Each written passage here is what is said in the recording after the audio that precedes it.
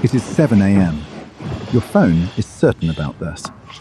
But 7 a.m. is not a fact of nature. It is a decision. It was made in 1884 in a conference room in Washington by 26 men in waistcoats. You have been obeying them every morning of your life.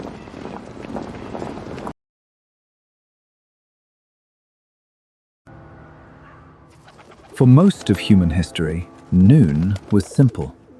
It was when the sun stood highest over your town. Every town had its own noon. In the 1850s, the United States ran on roughly 300 local times. Bristol was 10 minutes behind London, and nobody cared.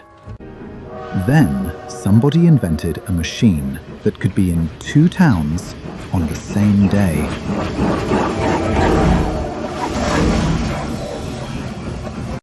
Trains ran on timetables. Timetables ran on clocks. And every station's clock told a different truth. In New England, 1853, two trains met on the same track because two conductors held two watches, and both of them were right.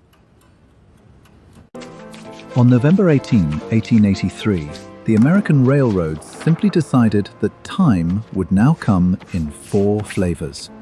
No law, no vote. A cartel of train companies redrew the meaning of noon, and the government caught up 35 years later. Which answers our question, partially. Who decided what time it is? A railway timetable. A year later, 26 nations met in Washington to pick the world's zero line. They chose Greenwich, London, mostly because 2/3 of the world's ships already used it. France abstained.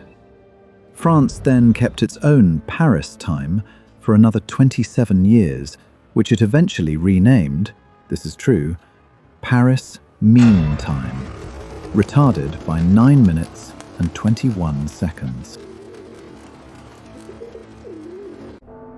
China spans 5 geometric zones. It uses 1.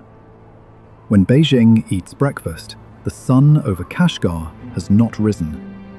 Out there, 10 a.m. is dawn.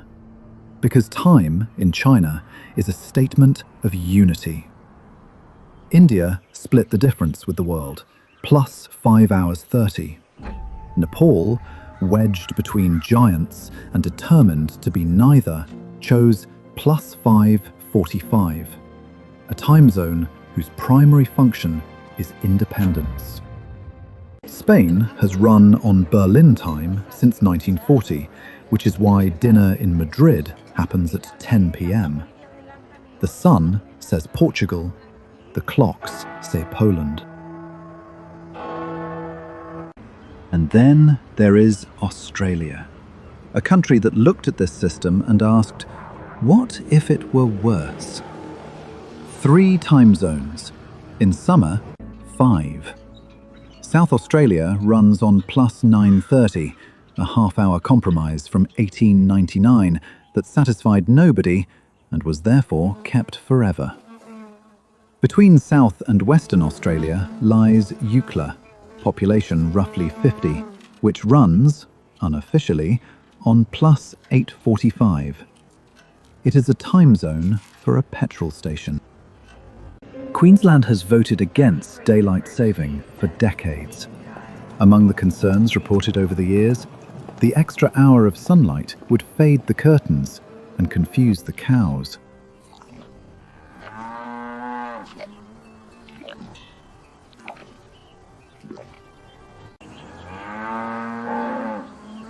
The cows would get confused.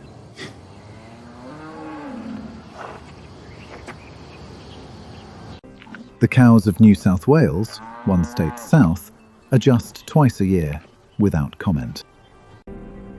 Broken Hill, a mining town firmly inside New South Wales, runs on South Australian time, because in 1888, the only railway went to Adelaide. The trains are long gone. The time stayed. If you still think time zones are about the sun, consider Samoa. In 2011, Samoa deleted the 30th of December, the entire day. Citizens went to bed on the 29th and woke up on the 31st. Why? Trade. Their biggest partners, Australia, New Zealand, China, were a day ahead, and being permanently closed on each other's Fridays was costing real money. Kiribati bent the international dateline 1,000 miles in 1995, partly so it could sell the world's first sunrise of the year 2000. Time zones are not astronomy. They are economic policy with a clock face. So, tomorrow at 7 a.m., your phone will ring. That 7 was drafted by a railway cartel in 1883, ratified by 26 men in 1884, bent by empires, ignored by Queensland, and once deleted for an entire day. The sun, for the record, was never consulted.